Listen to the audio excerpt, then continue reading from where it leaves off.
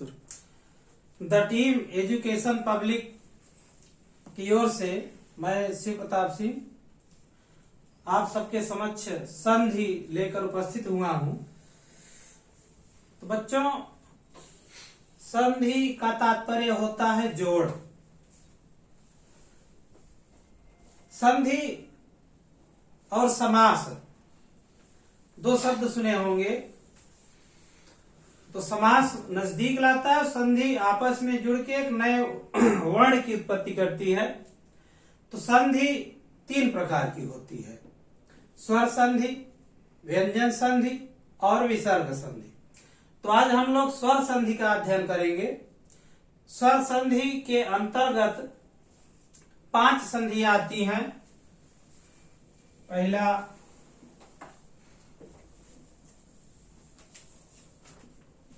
दीर्घ,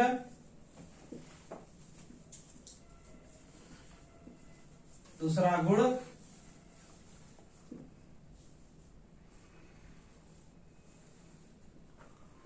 तीसरा वृद्धि,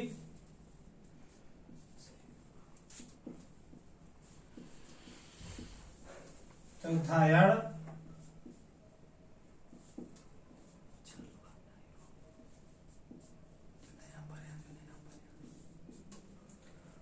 पांचवा अयाधि संधि। तो आप सब जानते हैं कि जहां पर स्वर का मेल स्वर के साथ हो तो वहां पर ही स्वर संधि होगी। तो स्वर कौन कौन होते हैं?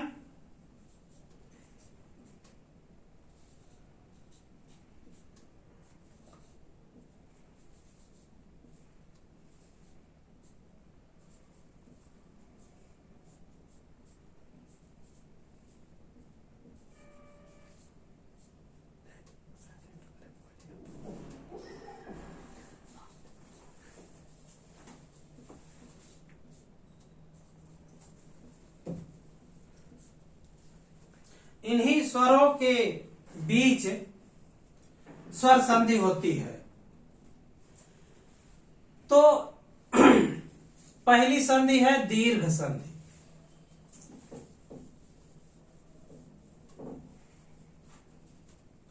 इस संधि का सूत्र है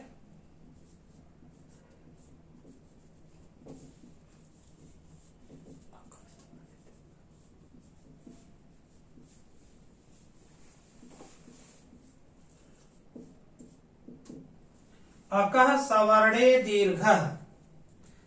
तात्पर्य, अक प्रत्याहार के अंतर्गत आने वाले वर्ण जब संधि होती है तो जब विच्छेद करते हैं तो 2 पद बनते हैं। तो पहले पद का आखिरी वर्ण और दूसरे पद के पहले वर्ण में ही संधि होती है, पूरे शब्दों में संधि नहीं होती। तो अक के अंतर्गत कौन कौन से वर्ण आते हैं? अ, ई, उ, री, लृ। अर्थात ह्रस्व या दीर्घ अ, ई, उ, री, लृ। तो यहां से लेकर यहां तक जब दोनों पदों में एक ही वर्ण आएंगे तो उसी का दीर्घ हो जाता है। जैसे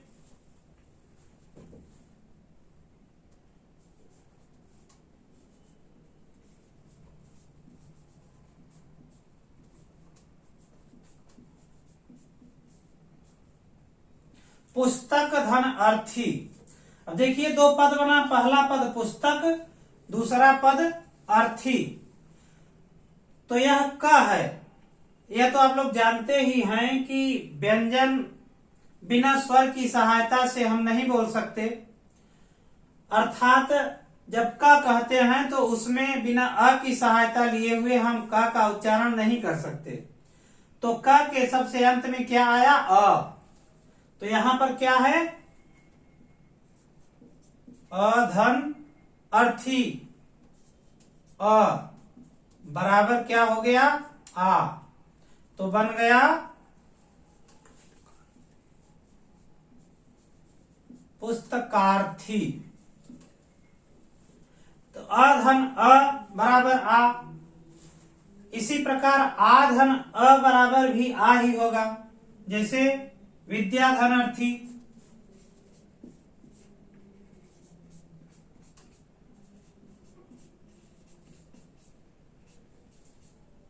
यहां क्या है? विद्या आ, यहां क्या है? अ। तो आ धन अ बराबर क्या हो जाएगा? आ, तो हो जाएगा विद्यार्थी। इसी प्रकार विद्या धन आलय, दोनों तरफ आ और आ रहा है तो भी आ होगा विद्यालय। तो ये जान लीजिए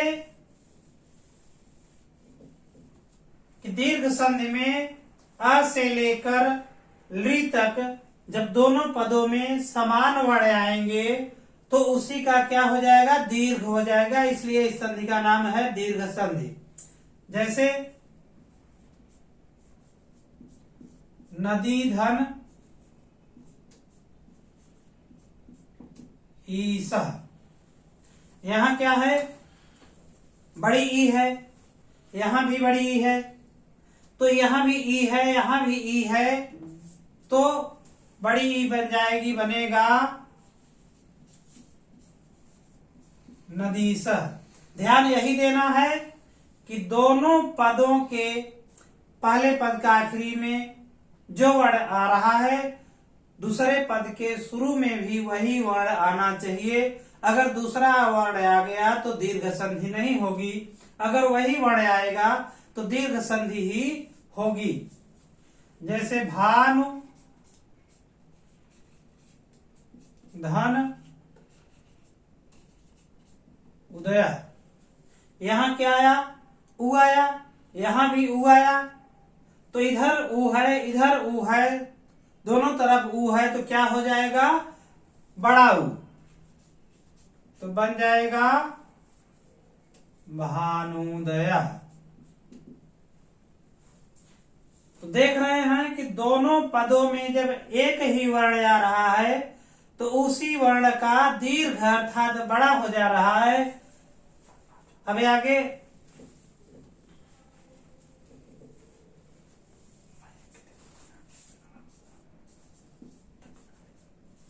पितृ धन ऋण, यहां भी री है, यहां भी री है, तो क्या बन जाएगा? पितृण, बड़ा री हो जाएगा। री का उदाहरण दीर्घ संधि में नहीं प्राप्त होता है, तो आपको सिर्फ इतना ही ध्यान देना है कि अ से लेकर, आपको अगर सूत्र न भी याद हो, कोई नियम न याद हो, परिभाषा न याद हो, तो सिर्फ इतना ही ध्यान रखें, इन वर्णों को ध्यान में रखेंगे। ये रखेंगे कि यहां से लेकर यहां तक जब दोनों पदों में एक ही वर्ण आएगा तो उसी का दीर्घ हो जाएगा, तो बन जाएगी दीर्घ संधि। तो ये दीर्घ संधि आप समझ गए होंगे। अब अगली संधि है गुण संधि।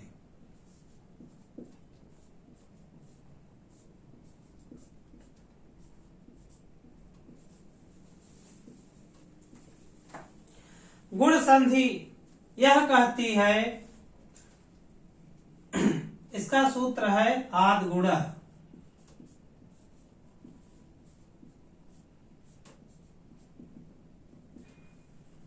अगर आपको सूत्र नहीं याद होता है, सूत्र से नहीं समझ में आता है, तो सिर्फ आप इसी को समझें कि जहां पर अ या आ के पश्चात ह्रस्व या दीर्घ ई, उ, री, ली, ह्रस्व माने होता है छोटा और दीर्घ माने क्या होता है? बड़ा।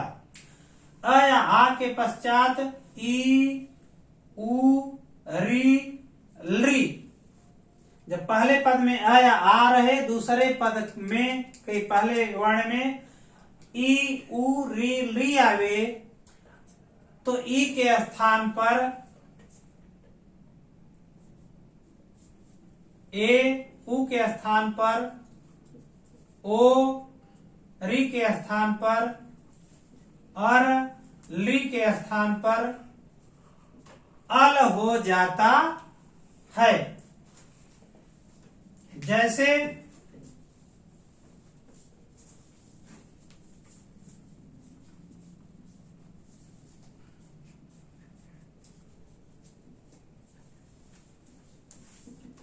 पुष्पधन इंद्र।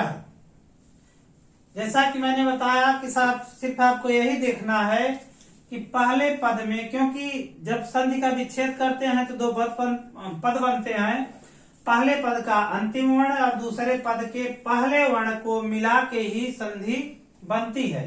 तो पहले वर्ण के अंतिम में पुष्प क्या रहा है, अ या आ के पश्चात छोटी या बड़ी ई आए तो क्या बनता है, ए। तो यहां क्या आया, अ, यहां क्या आया, ई, तो क्या बन जाएगा, ए। तो बनेगा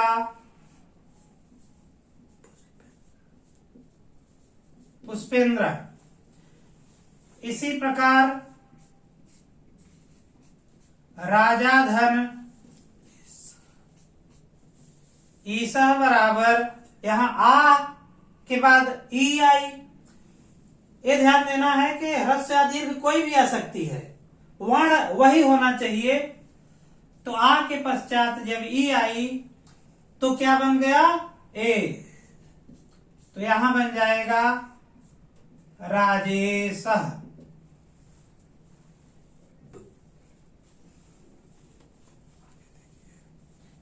इसी प्रकार उ, आया आ के पश्चात ह्रस्व या दीर्घ उ जब आता है तो क्या बन जाता है, ओ। जैसे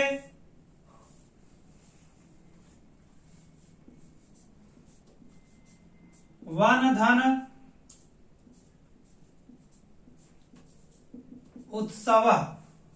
यहां क्या आया, अ के पश्चात जब उ आए तो क्या बनेगा, ओ। तो अ के पश्चात उ आया इसलिए क्या बना, ओ। तो बन जाएगा वनोत्सव। इसी प्रकार बधुधन उत्सव बराबर बधुत्सव, अच्छा हो तो दीर्घ का हो जाएगा। आपको सिर्फ यही ध्यान देना है कि अ या आ के पश्चात ह्रस्व या दीर्घ ई आए तो ए बनना है, उ आए तो ओ बनना है, री आए तो अर,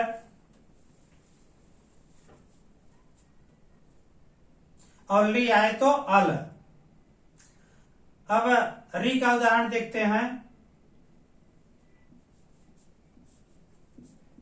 महाधन ऋषि। यहां आ के पश्चात क्या आया, री आया तो क्या बन जाएगा, अर।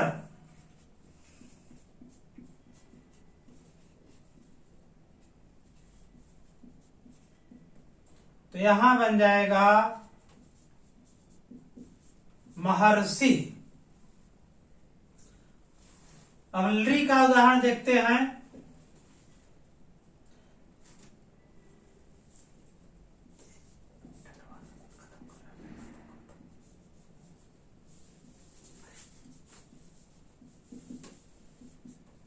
तव धन लिकार। यहां क्या आया, अ आया, व में क्या है, अ है, इसके पश्चात ली है, अ के बाद ली आए तो क्या बन जाता है, अल।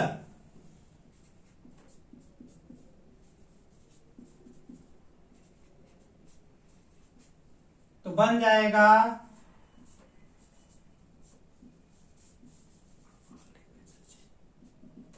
तवलकार।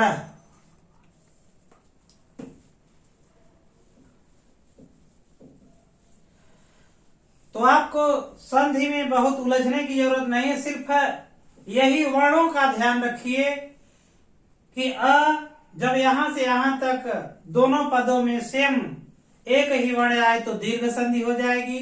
अगर अ या आ के पश्चात ह्रस्व या दीर्घ ई आए तो ए, उ आए तो ओ, री आए तो अर, ली आए तो अल बनता है गुण संधि में। इसके पश्चात तीसरी संधि है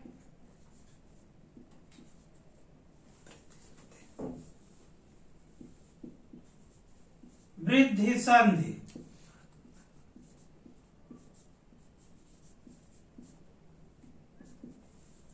वृद्धि संधि कहती है, जैसे गुण संधि में आ या आ के पश्चात ह्रस्व या दीर्घ ई उ री ली, इनका नंबर हो गया। अब बचे हैं क्या, ए ऐ और ओ औ। अ या आ के पश्चात ए या ऐ आए तो ऐ बन जाएगा, ओ आए या औ आए तो क्या बन जाएगा, औ। वृद्धि का मतलब ही मात्रा में क्या हो जा रही है, वृद्धि हो जा रही है। अब इसका उदाहरण देखते हैं।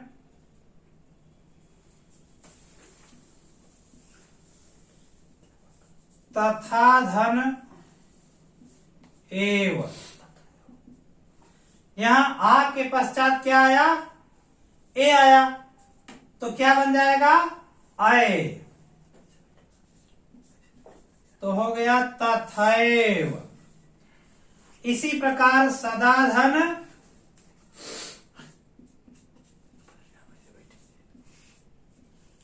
एव, आ के पश्चात ए आया तो बन जाएगा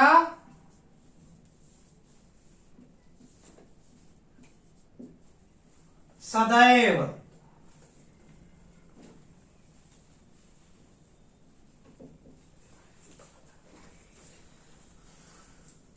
अब ए का उदाहरण आप देख लिए, अब ओ और औ का उदाहरण देखिए।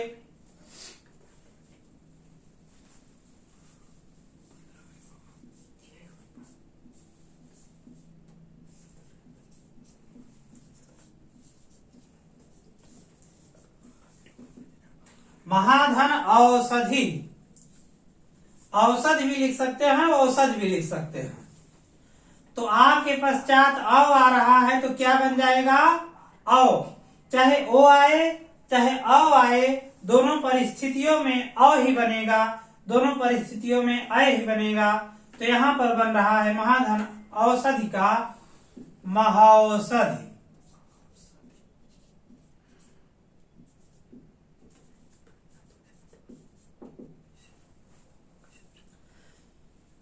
तो आपको सिर्फ ट्रिक से ध्यान इसी पर देना है। बाकी अगर आप किसी संधि की परिभाषा आपको नहीं मालूम है और कुछ नहीं पता है, तो सिर्फ इतना पता है कि यहां से यहां तक जब समान वर्ण आए तो दीर्घ, अ या आ के पश्चात ई आए तो ए, उ ह्रस्व या दीर्घ उ आए तो ओ, री आए तो अर, ली आए तो अल, गुण संधि में हो गया।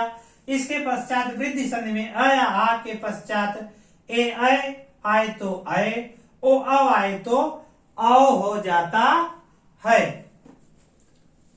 अगर इतना आप ध्यान देते हैं तो संधि आपकी जो परीक्षाओं में पूछी जाती है कभी गलत नहीं हो सकती। परीक्षा में आपका क्या होता है, दिमाग के होता है, परिभाषा याद किए रहते हैं, इसका उसमें उसका इसमें चला जाता है। अगर सिर्फ यही आपको ध्यान में रहे कि इसके बाद ये बनता है उसके बाद वह बनता है तो कभी आपकी संधि गलत नहीं होगी। इसके बाद अगली संधि है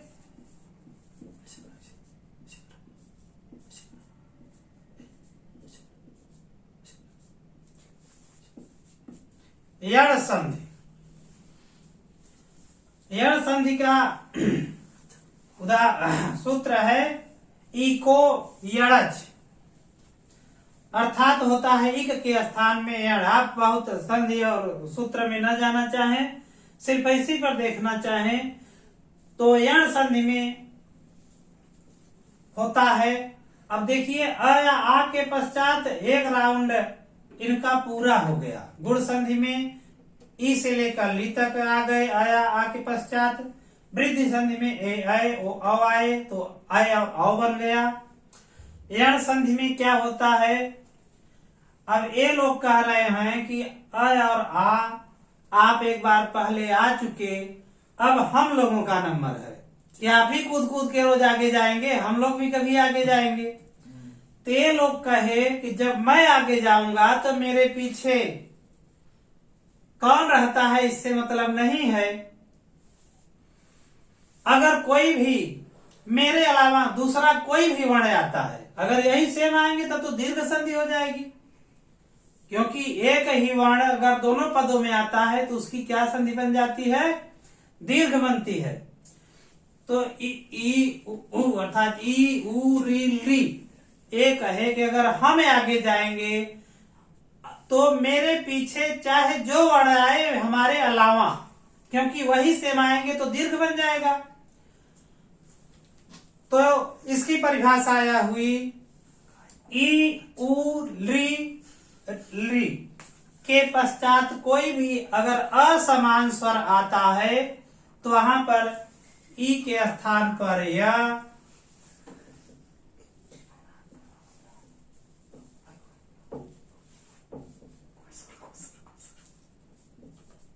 उ के स्थान पर व, री के स्थान पर र और ली के स्थान पर ल हो जाता है।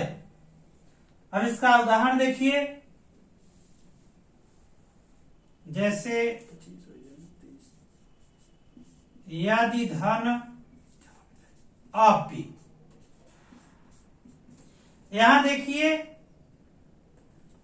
ई आया, ई के बाद क्या आया, अगर ई आ जाती तब तो दीर्घ हो जाता, बड़ी हो जाती, लेकिन क्या आया गया, अ आया। इसका मतलब ई के पश्चात असमान स्वर आया, दूसरा स्वर आ गया। तो इसी ई का क्या बनना है, या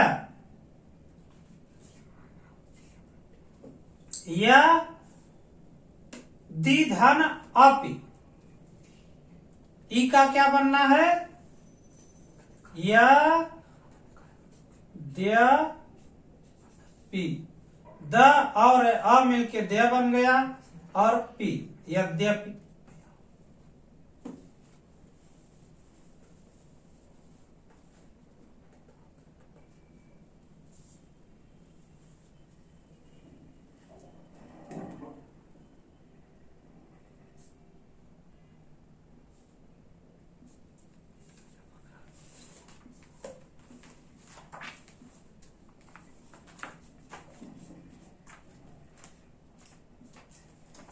यहां देखिए प्रतिधन आज्ञा, यहां ई के पश्चात क्या आया, असमान स्वर आ गया, तो इसी ई का स्थान चेंज होना है, इसी ई का यह बनना है, तो क्या हो गया अब यहां से क्या ई यह बन गया।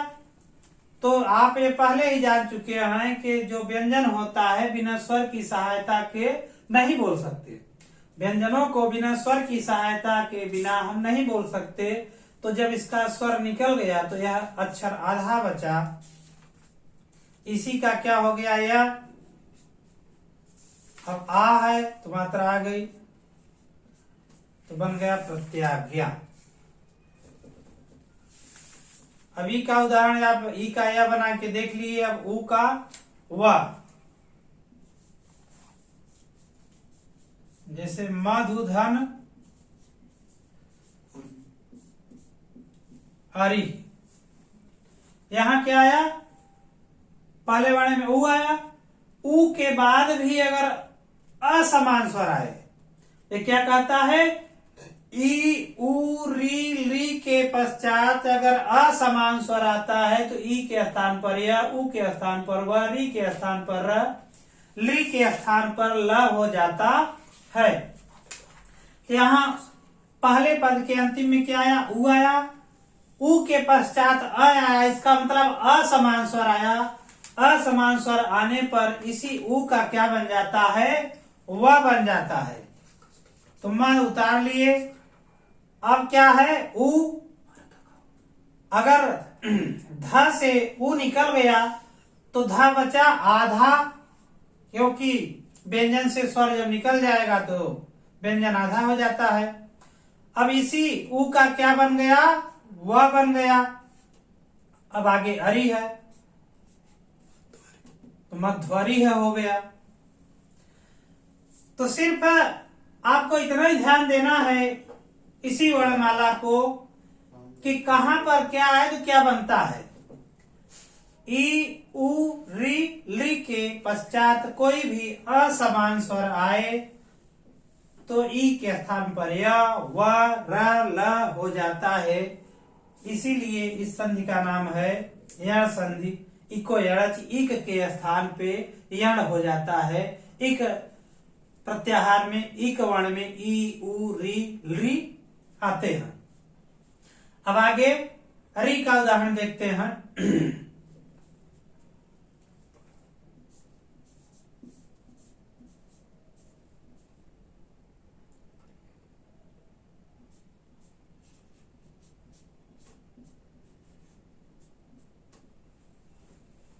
पितृधन आज्ञा, यहां क्या है, री के पश्चात री नहीं आया, असमान स्वर आ गया, तो री का क्या बन जाएगा, र। पितृ, अब यहां देखो इसका री निकल गया, बन गया र, और त और र मिलके क्या बन जाते हैं, त्र। त्र दो वर्णों के मिल से बनते हैं, त और र, तो क्या बन गया, त्र। अब आगे है आज्ञा, तो बन गया पित्राज्ञा। अब इसी तरह ली का उदाहरण देखते हैं। ली धन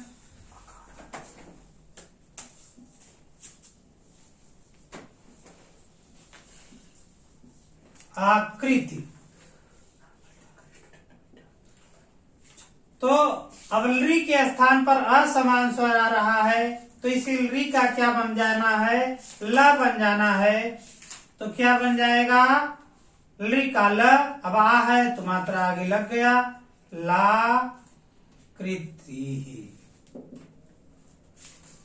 तो बच्चों आपको सिर्फ यही वर्णमाला ध्यान देनी है। पहली संधि में दीर्घ में अ या आ के पश्चात नहीं, यहां से लेकर यहां तक अ, ई, उ, री, ली दोनों पदों में समान आते हैं, तो उसी का दीर्घ हो जाता है। गुण में क्या कहा गया, अ या आ के पश्चात ई, उ, री, ली आए तो ए, ओ और अल बन जाते हैं। यही वृद्धि में क्या होगा, अ या आ के पश्चात ए, आय आया तो आय बन गया, ओ अव आया तो औ बन गया। यण संधि में क्या कहा कि ए लोग एक बार आगे रह लिए, अब ये कहे कि हम लोगों का नंबर है, जब ए लोग आगे गए तो कहे कि हम अगर आगे जाएंगे तो हमारे बाद कोई भी असमान स्वर आएगा, तो उस असमान स्वर में ई के स्थान पर या, उ के स्थान पर व, री के स्थान पर र, ली के स्थान पर ल हो जाएगा। तो आपकी यह चौथी संधि यण संधि भी समाप्त हो गई। अब अगली संधि है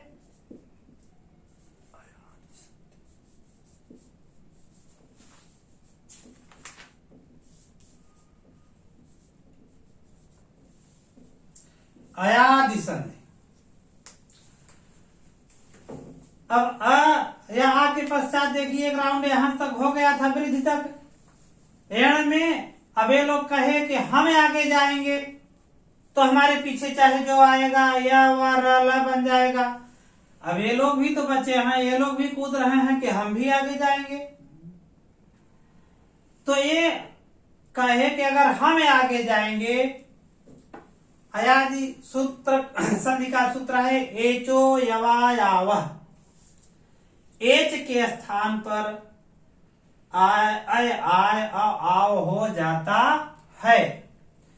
तो अगर आप सूत्र से न पढ़ना चाहें, सिर्फ ऐसी ट्रिक से देखना चाहें, तो ये कहते हैं कि हम आगे जाएंगे तो हमारे पश्चात, जैसे अण संधि में भी कहा था कि हमारे पश्चात कोई भी स्वर आए हमसे उससे मतलब नहीं है, हम न आए, तो या व र हो जाएगा। ये लोग कह रहे हैं कि हमारे पश्चात ए, ऐ, ओ, औ के पश्चात कोई भी असमान स्वर आएगा तो ऐ का ऐ का आय, ओ का औ का आव हो जाएगा।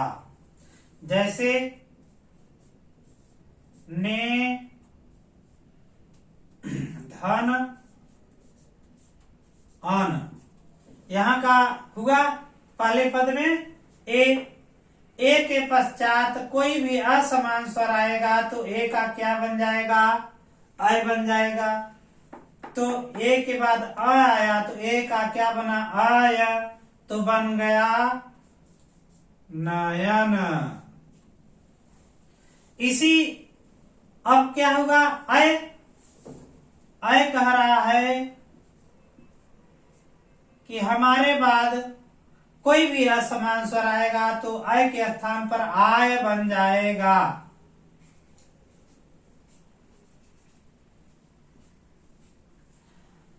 क्या है? नय धन अक, तो नय अर्थात अय, अय के पश्चात कोई भी असमान स्वर आएगा तो ए का अय, अय का आय, ओ का औ का आव। तो यहाँ अय का, अय के पश्चात असमान स्वर आया तो अय का क्या बन जाएगा? आय। अब यहाँ क्या बना? नय धन कहन, अय है तो आ बन गया।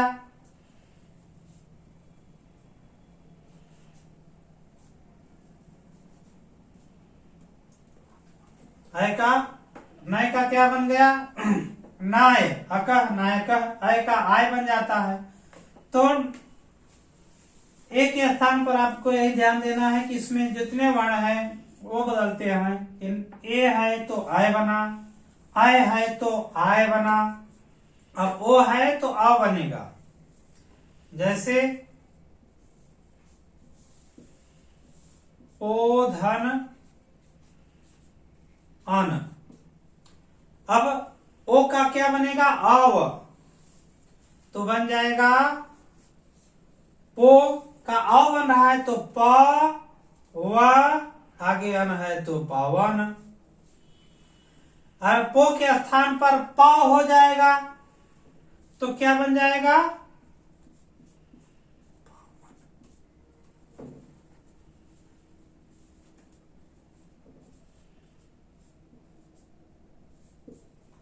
अब यहां देखिए ओ था तो औ बना, अब औ है तो क्या बन जाएगा? आव, तो बन जाएगा पावन। आपको अयाति संधि में सिर्फ इतना ही ध्यान देना है कि ए के पश्चात कोई असमान स्वर आएगा तो ए का अय बनेगा, अय के पश्चात कोई असमान स्वर आएगा तो अय का आय बनेगा, ओ के पश्चात कोई भी असमान स्वर आएगा तो ओ का औ बनेगा, औ के पश्चात कोई भी असमान स्वर आएगा तो औ का आव बन जाएगा। इसी को कहते हैं एचो यवाय आवह, अर्थात एच का आय आय आव आव हो जाता है। तो अगर आप सूत्र पर न जाना चाहें, सिर्फ परीक्षा के दृष्टि से ट्रिक से देखना चाहें तो सिर्फ इसी को आपको सिर्फ दिमाग में धारण कर लेना है।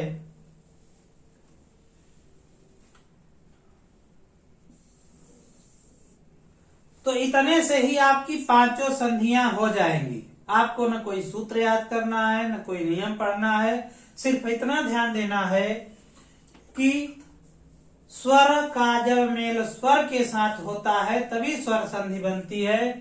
तो स्वर यहां से लेकर आपके यहां तक हैं, तो पहली संधि जो दीर्घ है, अ से लेकर ली तक दोनों पदों में जब समान आए तो उसी का दीर्घ अर्थात बड़ा आ, ई, उ और री और ली हो जाएगा। गुण संधि कहती है अ या आ के पश्चात ई, उ, री, ली आए तो और ए, ओ और अल हो जाता है। वृद्धि संधि कहती है अ या आ के पश्चात ई, उ, री, ली आए।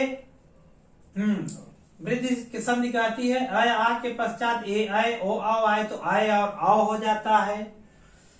यह संधि कहती है, ये लोग कहे कि अ या आ के पश्चात एक बार सबका नंबर आ गया, हम लोगों का आगे जाने का नंबर है, तो ई, उ, री, ली के पश्चात कोई असमान स्वर आए तो ई का य, उ का व, री का र, ली का ल हो जाएगा। यही अयाति संधि कहती है ए, अय और ओ, औ के पश्चात कोई भी असमान स्वर आए तो ए के स्थान पर आए, अय के स्थान पर आए, ओ के स्थान पर औ के स्थान पर आव हो जाता है। धन्यवाद। आशा है कि आप लोगों को स्वर संधि में अब कोई कंफ्यूजन नहीं रहेगा। धन्यवाद।